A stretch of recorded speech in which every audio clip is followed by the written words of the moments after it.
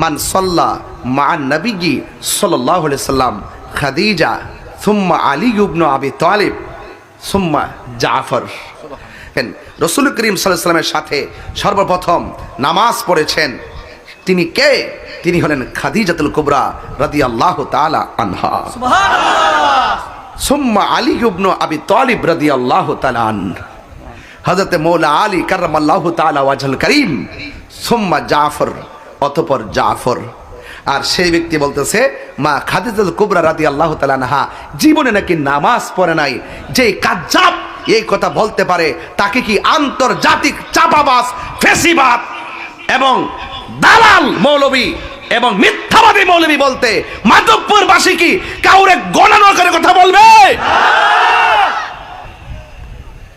এরা ইসলাম ব্যবহার করে কথা বলে। কথা বলেন ঠিক কি না বলেন?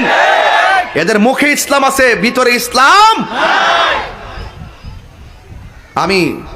আমি বলবো অনতি বিলম্বে তওবা করার জন্য। আর ইন্টারিম গভর্নমেন্টকে বলবো আপাতত তার একটা জাদুঘরে রাখেন, মানুষের চিন্তা রাখুক যে এটা আন্তর্জাতিক মিথ্যাবাদী।